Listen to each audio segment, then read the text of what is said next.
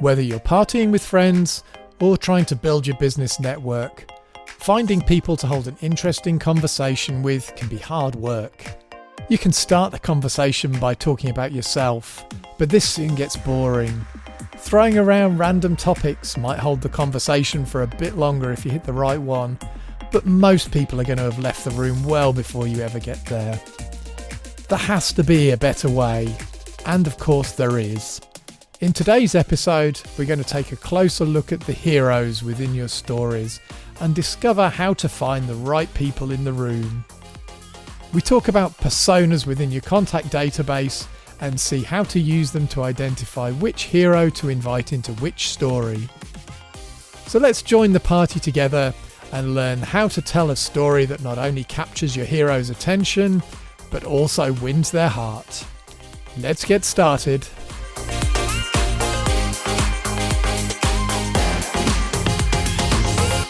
Hi there, I'm your host Simon Harvey and welcome to the Authentic Marketing Podcast in association with Demodia, where we give you actionable advice that will help you to create marketing that works. So welcome back. I hope you've managed to get some time away from the office over the last couple of weeks. Hopefully you've enjoyed yourself, maybe with friends and families, and I trust at some point you've managed to get out and enjoy a few parties as well, sort of office get-togethers or things over Christmas. Myself, things tend to close down here in Europe, which is great. So I've had plenty of time to get out and just relax, which is really nice for a change. Even though it's a holiday, I think I've come back more tired than when I left. I tend to find that quite often, particularly at this time of year. For those that do know me, you'll know that I'm more of a quiet type. Potentially some might call it an introvert. And I'm not a great fan of large gatherings, definitely. So all these conversations and all the socialising, it really does tend to wear me out. That said, though, I do love to talk with people, hence I'm here talking with you guys today. The only trouble is that when there's so many new names and faces to try and remember, I really do find that stressful. And I know probably many of you do too. I'm definitely the sort of person that would rather find a small group of like-minded people and I'd rather sit there in the corner chatting with them all evening. I'm definitely not the sort of person that will go around surfing the room, talking to everybody. I'm sure you know those people. That really isn't me. I'd say I'm probably the same in business too. I've always hated things like sales conferences and even the idea of sending things like bulk emails, sending out spam, if you want to call it that, to loads of people that I don't know. Really that sort of gets my back up a bit too doing that. I'd much rather have a conversation with a small group of people, whether they be customers or prospects, but just people that share a similar idea, people who care about each other, care about what each other's got to say, and care about the value that each of us brings into that conversation. So the question for today is, when it comes to business, how do you find the right people and how do you start those conversations? And that's what I want to share with you in today's episode. When it comes to finding people to talk with at a party, there's a few tricks that I've learned over the last couple of years, and I guess you've probably got your own approaches that you've tried yourself. First one that I find works particularly well for me is what I call friends of friends. You probably know what I mean, and you've probably done it yourself.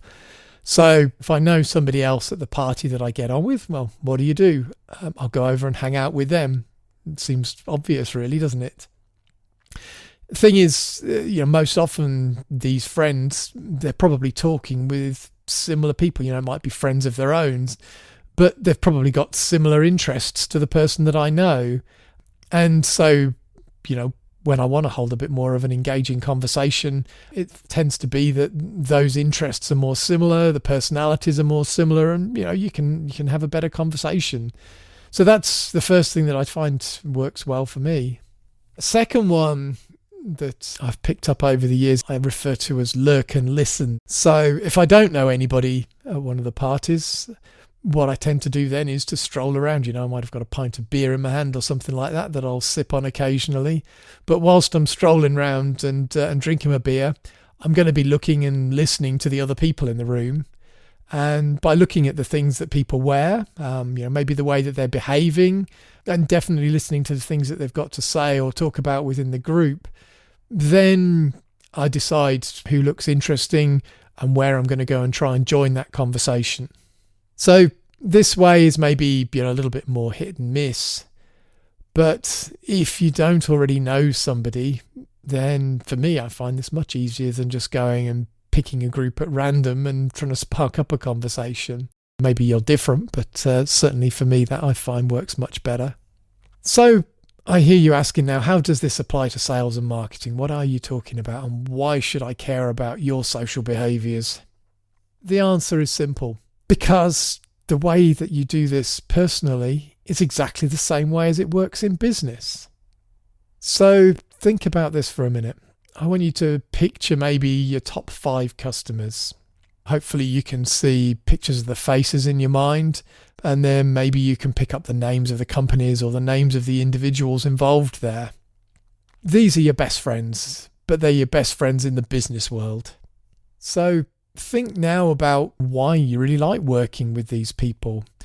What is it about their business, or what is it about them personally that makes that relationship work? Perhaps it's the number of people in the department. Maybe the problem that you have that you're working together to solve. Maybe it's the type of work that they do, or maybe a particular technology or something like that they're using. There's going to be something that's similar between all of your different best customers in there, or your favorite customers in there, exactly the same way as there is with your best friends. And it's these traits and demographics that make up what we know in the marketing and sales world as a persona. So we'll talk a lot more about those in a little bit. Before we move on, there's one other important thing about friends of friends that I almost forgot to mention then, that I should pull up. If you've got common friends, then what happens? If you're looking for new friends, your friends are going to introduce you to the other friends, other people that they know. And again, the same is true in the business world. If you've got common interests, if you've got commonalities between you and your customer, those customers are going to know other customers or other businesses with similar sets of problems or in similar circumstances. And they're really happy probably to introduce you to them. So the one recommendation I would really make here is never be afraid to ask. As a startup, recommendations are the most likely place that your initial business is going to come from. So going back to what I was talking about a minute ago, in the friendship world, the next part comes almost automatically. We go out and we look for similar people, whether or not we're looking for just general friends, whether or not we're looking for partners in there. We're going to go out and we're going to try and find people that match those traits that we've sort of subconsciously defined. And you're going to do exactly the same in your business too. So now you've spent a few minutes looking at those top customers and what that ideal customer looks like and what those common traits are between those different top customers. Now you need to start looking for people that match elsewhere in your contact list. So this is now a little bit like me lurking around the party here. You're going to look at their demographics. You're going to ask them questions when they fill out forms on your website. And you're going to watch their digital body language, the sorts of things that they do. What are they interested in? What do they look at on your website? And these are going to be the signs that you use to map people into those specific personas, in the same way as when I'm walking around the party, I'm looking at what people are wearing, how they're acting and what they're talking about in there. So once you've done that, you can pull them into those groups, and then once you've got them in the personas and the right groups, you can start telling them the right story, which is the key thing here, and start turning them into the hero of their own story. So that was a long introduction there, but I've got Daniel with us as normal. And I wanted to spend a few minutes now really digging into how we do that in the real world. How do you create a persona and use tools like HubSpot to create that persona? And then once you've got all those contacts in your database, how do you find the right people? How do you find the people that match the personas and then match the personas to those stories so that you can invite them into their own personal story? Because that's the way that you're going to get them to engage.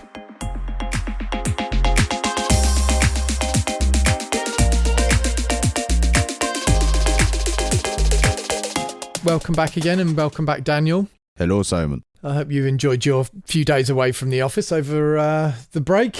I did indeed. It's good to have you back again. So we thought we'd do something a little bit different this season to what we've done previously. Daniel's working regularly with startups and he's also got a side business of his own that he's in the process of launching.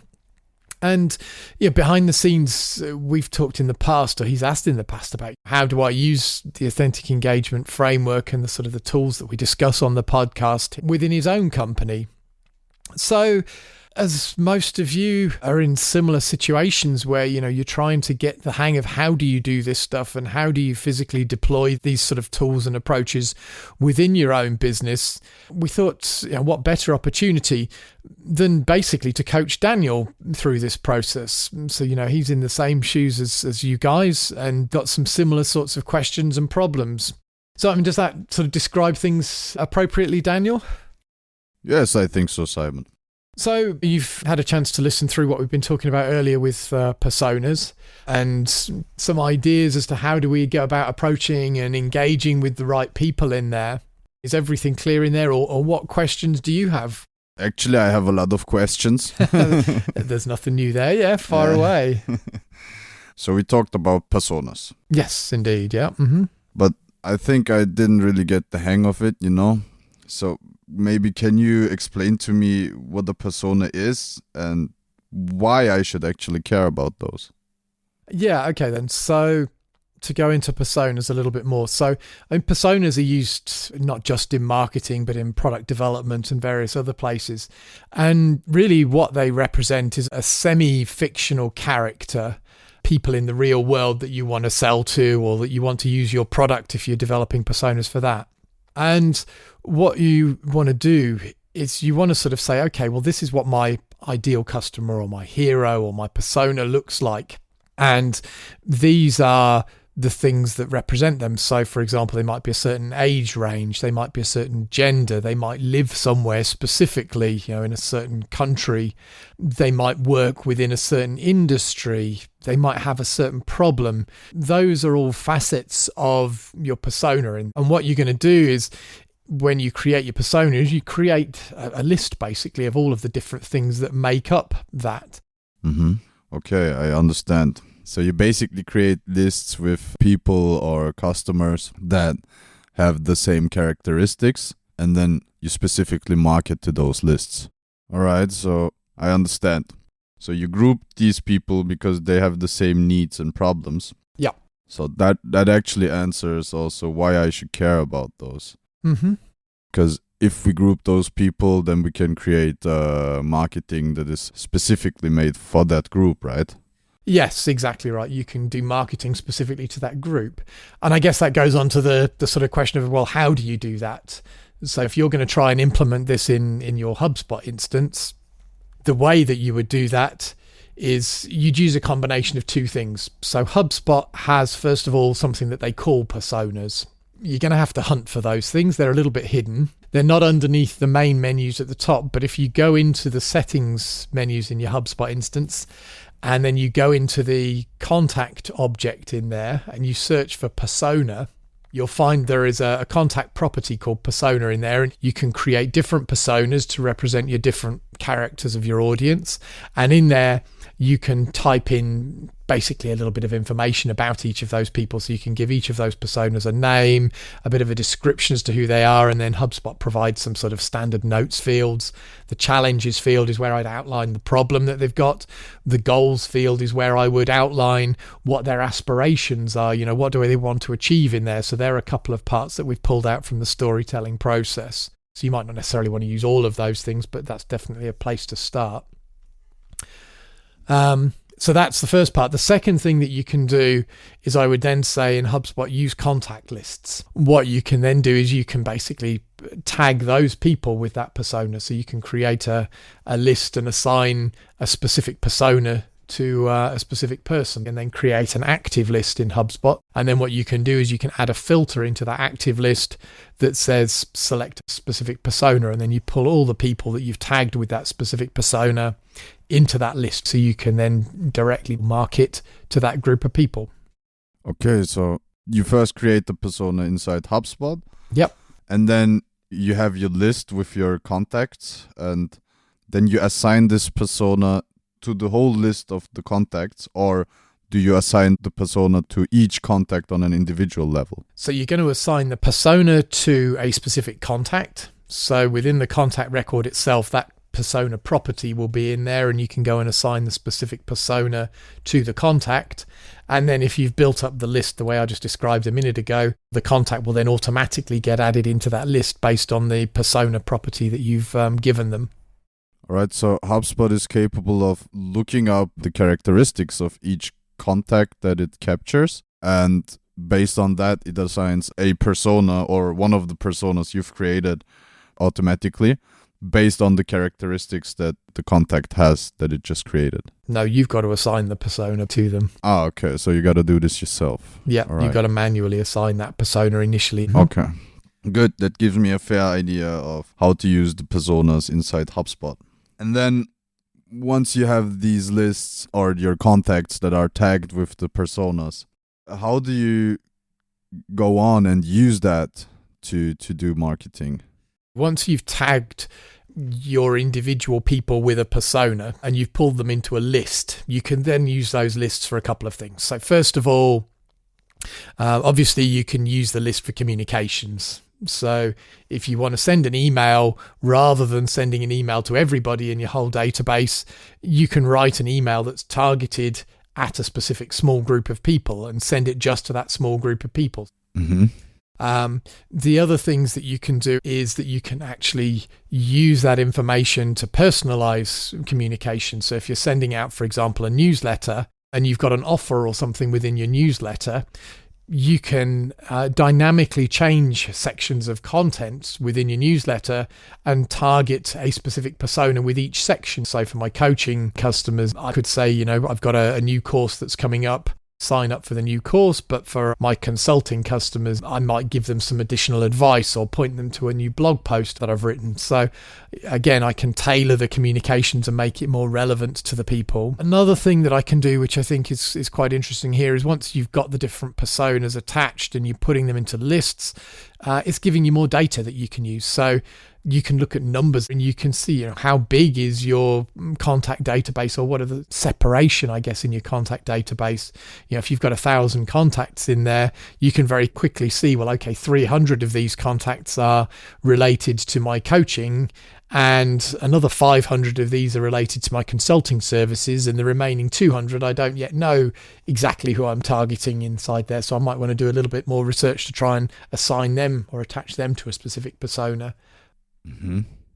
That sounds very interesting. So you're saying I can create one email and then I can create it in a way that the email will look completely different to one half of my audience that I'm sending it to.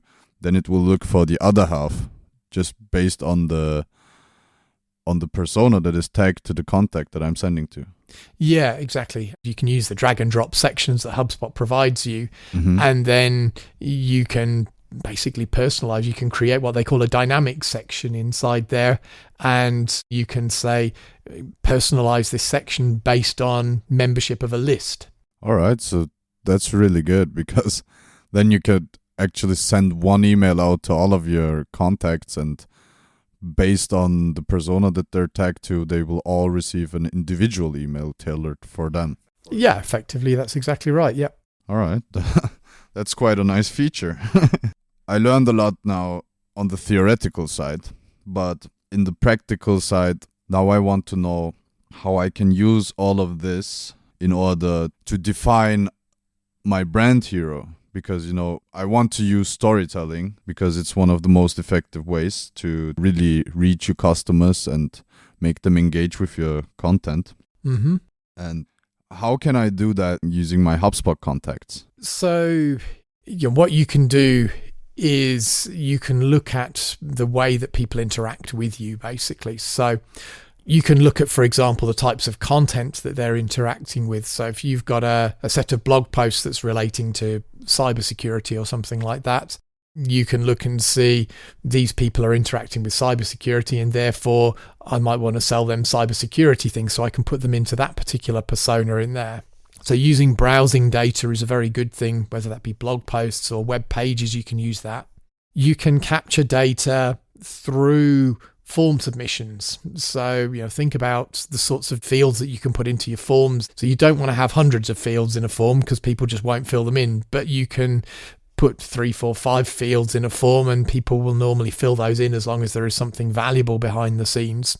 You can use your emails. So again, when you don't know the persona that somebody aligns into, if you're sending out a newsletter and it has 3 or 4 different articles in there, you can look and see which one of those articles they click on. Or if they're more targeted emails, you can look and see maybe which ones they open in there. Good. How can I tailor my communications, my channels, and my approaches based on the personas? Yeah, okay. That's a great question. That's ultimately the real magic inside here, isn't it? When you actually start to use the data rather than just having this sort of spreadsheet or HubSpot persona that's sat there.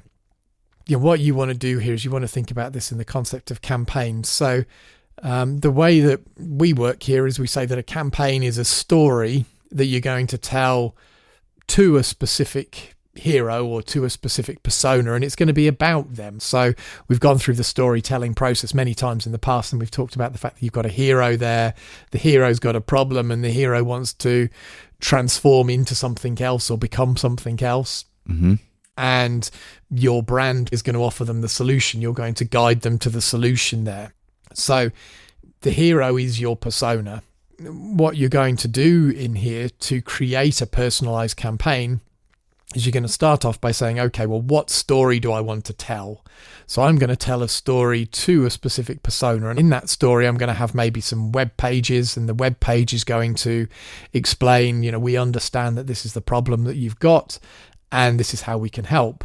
You might have some emails that also sort of go into that and expand on the fact that, we know you've got this problem, or we know you've got this concern, and here's some ways that we can help in there. You might have some blog posts that you've created that are related to the way that you solve that problem in there. So more guiding type blog posts. You might have a landing page with a lead magnet. So for example, a report or a template or something that somebody can use, a workbook that somebody can use, that again helps them to start to solve that problem on their own in there, and also shows them, demonstrates your authority, your expertise in that space.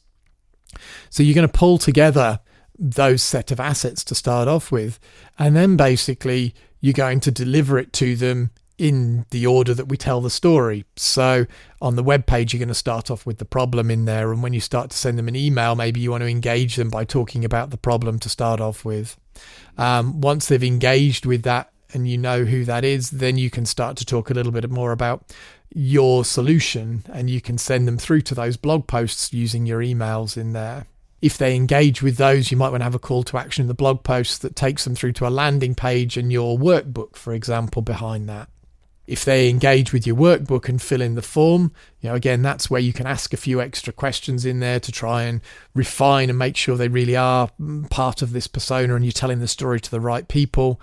But then behind the scenes, you can put them into a nurture program that's related to that specific persona. And each of these parts you can see of as basically telling a different chapter in the overall story for this person. It's going to make a more compelling narrative, and it's going to make it much more interesting basically for each of the audiences and each of your heroes, rather than just doing this sort of batch and blast type stuff that I see all over the place, where people just say, hey, I'm going to send out a newsletter and I'm going to send it out to my whole list just because I haven't emailed them in a long time. That's actually very interesting. So what I thought was that you create the story and then place it on your website. But what you're saying now is you don't just create the whole story in one channel. You split it into different channels, and then you begin the story on your website, and then you go on and continue it in an email, and then you continue it in a blog post, and that just keeps going until you got the deal sealed, right? Yeah, that's pretty much exactly right. You want to use all of the different channels to tell that story. So yeah, you've got your web page, which is maybe where people are going to find you through if they've come in through Google, for example. It may be that they find you through your email. Maybe that's the first point of contact. Or actually another really common one that I didn't mention earlier is social. So, if you're posting stuff on your Facebook pages or your LinkedIn profile, that can be the point where, again, you can talk about the problem and try and hook people through there, or talk about, some aspirational change that you can deliver that sort of hooks them and takes them through to that web page, basically, and then you get them into that story. Yeah, precisely. So you want to use multiple different channels, basically, for telling that. All right, that's very interesting. And it's good to know. Okay, so let's say I created my story on different channels, and I even started marketing to some segments or some personas. Now, how do I know if all of this is actually working? Yeah, that's a really good question, that one. If you're going to spend time building all of this stuff, yeah, you definitely want to make sure that you know it's working. I think there's a number of metrics. And again, HubSpot's great for helping you out with this, because most of this stuff can be tracked directly through there. So you can create reports, or you can create a dashboard with reports inside there. That's probably what I'd recommend doing. A few key things that you want to look at. So some of the standard reports that you can pull out, look at your website traffic report in there. That will give you overall a view of how things are going. Is your traffic increasing? But then you can also look at specific pieces of content within those reports. So you can look, were certain web pages being accessed more, or were certain white papers or blogs or whatever being downloaded and viewed more. So you can look at those and see if the content that you think should be being used by these personas is being used by these personas in there. You can look at your email engagement.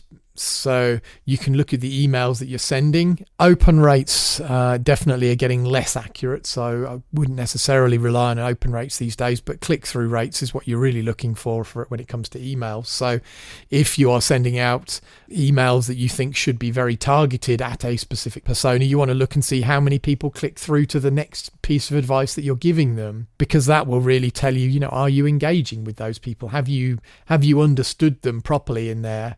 Because if they don't click through, then they obviously don't feel the value in what you're offering them. So maybe you've misunderstood the value that you're delivering to that person, or maybe you need to rethink the way that you write your wording in your marketing emails.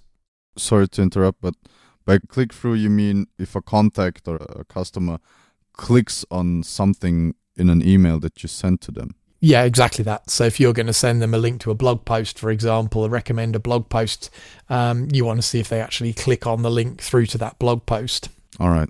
Other one you can look at is, are people engaging with your social posts in there? And again, what I mean by engagement is I'm not really too fussed about people that are following us. I'd rather have, similar to email lists, I'd rather have a smaller group of followers that are actively engaging and actively working with us and communicating with us and commenting and sharing stuff, as opposed to a massive community of people of which only a tiny fraction are actually interested in what we're doing. So metrics I think I would look at there, as I would look at the number of people that are resharing any posts that you're pushing out, and the number of comments that they're actually putting into those posts. I think they're probably the most interesting sort of metrics there. So there's a few things for you to go away and start to look at, certainly. All right, so that's how you know that this stuff is actually working. Good. So I hope I've given you a few bits to think about today, and go through and you can start working on those with your company. And maybe next time we can go back through there and have a look at what you've managed to do, and we'll move on to the next step in here of how do you actually use those personas then. Yes, thank you very much for all these practical tips, Simon. I'm going to explore all of this information now, and maybe next time we can even check my metrics to see how far I've got. Cool. Thank you very much, Daniel. And have a good week, and we'll catch up again next time. Thank you, Simon. It was a pleasure to be here.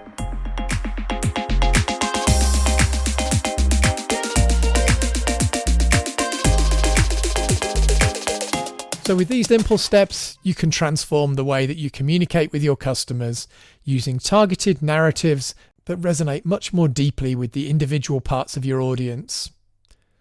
But if you're having problems telling your story throughout your sales and marketing, then don't forget you can hire an authentic engagement coach.